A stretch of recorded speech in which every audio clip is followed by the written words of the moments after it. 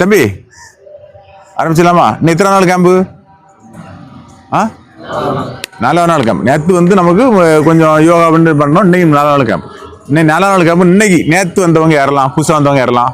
அவங்க எழும்பி ஒரு 10 பேர் இருக்கீங்க. எந்தெந்த ஊர், எந்தெந்த டிஸ்ட்ரிக்ட், ஸ்டேட் மாதிரி தான் ஸ்டேட் சொல்லுங்க. எழும்பாங்க. எந்த ஊர்? தூத்துக்குடி மாவட்டம் எட்டயபுரம். தூத்துக்குடி மாவட்டம் எட்டயபுரம். எட்டயபுரம். ஓகே. உங்க பேரை சொல்லுங்க. முகேஷ்குமார். முகேஷ்குமார்.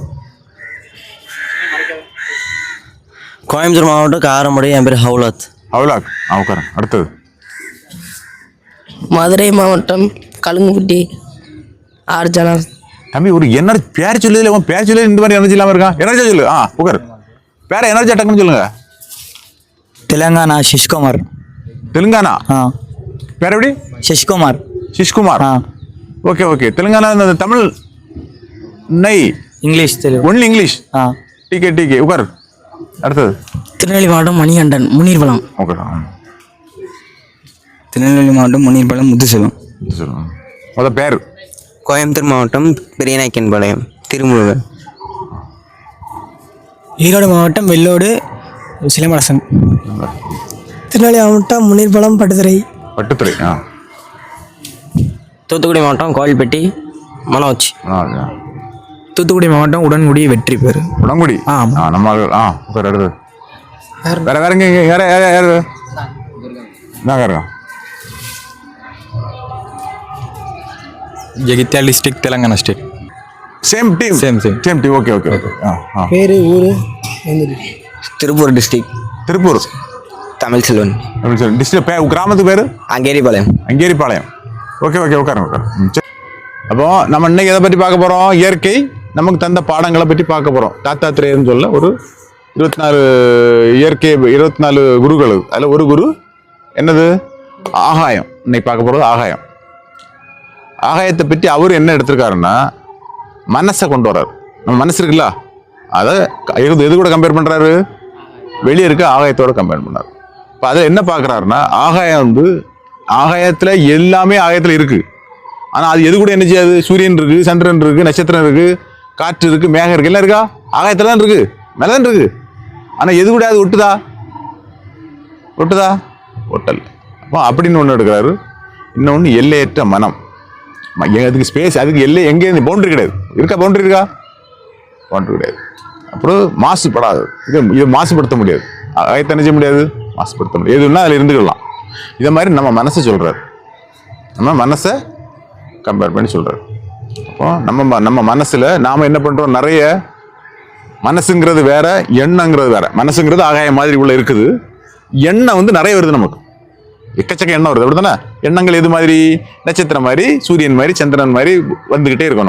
நம்ம வந்து போயிட்டே இருக்கும். ஆனால் எதுவும் அந்த மனசில் என்ன செய்யாது? ஒட்டினா என்ன? நமக்கு ஒட்டிடும். ஒட்டினா என்ன நடக்கும்? துன்பம் வரும். ஒட்டாமல் இருந்தால் என்ன செய்யாது? துன்பம் வராது. நம்ம மனசை வந்து எல்லையற்ற மனசை வைக்கணும். எப்படி வைக்கிறது? கபடியில் எல்லையற்ற மனசை நம்ம எப்படி வைக்கிறது சொல்லுங்க. நீங்கள் உங்களை ஐடியா தான் சொல்லுங்க. மாசுபடாத மனசை வைக்கணும். மனசை மாசுபடாமல் வைக்கணும். இல்லைம்மா? எதுவுமே ஒட்டாமல் வைக்கணும் அப்படி சொல்கிறோம் இல்லையா? நம்ம கபடிக்கு எப்படின்னா எல்லையற்ற மனசுன்னா நம்ம வந்து என்ன செய்யணும்? நம்ம மனசு பிரபஞ்ச மனசு. பிரபஞ்சம் எல்லையற்றதுன்னா எல்லாருக்கும் கொடுக்குற மாதிரி இருக்கணும். அன்பு கொடுக்க அழியாது. நீ கபடியில் அன்பு எல்லார்ட்ட செலுத்தலாமா? சக பிளேயர்கிட்ட அன்பு செலுத்தலாமா? அது எல்லையற்றது தானே. செலுத்தலாமா? உனக்கு அது செலுத்தலாம்ல. எல்லா பிளேயரையும் ரசிக்கலாம்ல. நம்ம அட்லீஸ்ட் நம்ம கபடிக்குள்ள, நம்ம சகோதரனுக்குள்ள நம்ம எல்லையற்ற ஒரு தன்மையை நம்ம பரப்பலாமா? அப்போ இது முக்கியமான இது அன்பு. எல்லையற்றது.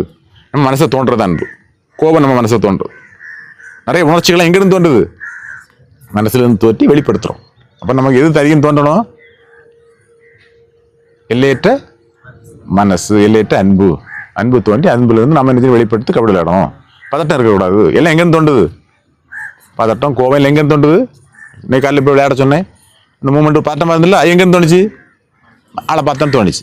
தோணக்கூடாது. ஃப்ரீயாக நீ உனக்கு கேமை நீ அவ்வளோ படிச்சு வச்சுக்க. கலை அவ்வளோவும் படிக்கணும். அதுக்கு நம்ம இயற்கைக்கு நம்ம உடம்பு இல்லாமல் என்ன செய்யணும்? ஸ்டெப்பு, மூமெண்ட்டு, ரிலீஸு, அடித்து பார்க்குறதுக்கு அப்படி எல்லாம் படித்து வைக்கணும். எல்லாம் படித்து வச்சுக்கணும். மனசில் இருக்கும். அது ஒரு இடத்துல இருக்கும். நீ எங்கேயும் தேடண்டா. அது இயல்பாக உனக்கு வந்து என்ன செய்யும்? இயல்பாக உங்களோட ஜாயின் பண்ணிடும். இயல்புனா தெரியுதுல உங்களுக்கு, இயல்புனா உனக்கு ஒரு ஸ்ட்ரகிள் நடக்குது. நீ வந்து ரிலீஸ் படித்து வச்சிருக்கா, இந்த ரிலீஸ் தெரியும், டைவ் தெரியும், டோ தெரியும், எல்லாம் தெரியும். அது எப்படி செயல்படுத்தணுங்கிறது நீ யோசிக்க வேண்டாம். இது ஆட்டோமேட்டிக் எனர்ஜி உனக்கு அந்த இடத்துல செயல்படும். நீ அங்கே யோசிக்க முடியுமா? டேஷ் டப்புன்னு அடிப்பான். நீ டைவ் போக முடியும், இல்லை வேலையை போகணும்னு யோசிச்சுக்கிட்டே இருந்தால் அங்கே நிற்க முடியுமா? அது உடனே என்ன செய்யும்? அது இயல்பு என்ன செய்யும்? உன் இயல்பு தன்மை அது வெளிப்படுத்தும். இதுதான் இயல்பு, இதுதான் மனிதனுடைய இயல்பு. அப்போ நம்மளை பொறுத்த வரைக்கும் கபடி கிரவுண்டு நடக்குது.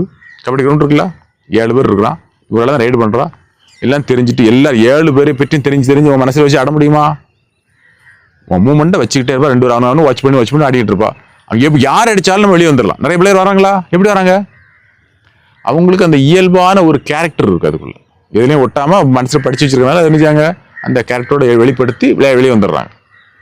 சொல்லிக் கொடுக்க முடியாது. அவருக்கு நம்ம கீழே விடுறோம், நம்ம ஸ்போர்ட்ஸ்மேன் கீழே வந்தால் எதுவுமே சொல்லி தரணும். ஆட்டோமேட்டிக்காக என்ன செய்வோம்? ஷோல்டர் ஊனி என்ன செய்வோம்? டக்குன்னு எழும்பிடும். இதே இது இன்னொருத்தன் நீ ஒன்று சொல்லி தரண்டாது. இந்த ஸ்போர்ட்ஸ் மீன் இல்லாமல் இன்னொருத்தன் விழுந்தான்னு விடுவான், ஒட்டுற சாணி மாதிரி நினைச்சுவான், ஷோல்டர் தலையை கொண்டு ஊனி அடிபட்டு ஆக்சிடென்ட் ஆகும். நம்மகிட்ட ஒரு இன்ட்ரெஸ்ட் இருக்கும் ஆட்டோமேட்டிக்காக, அது ஸ்போர்ட்ஸ்மேன் சொன்ன உடனே புரிஞ்சவங்களுக்கு. அந்த மாதிரி ஒரு இன்ட்ரெஸ்டோட நம்ம எப்பவுமே என்ன செய்யணும்? நல்லா விளையாடணும் தம்பி.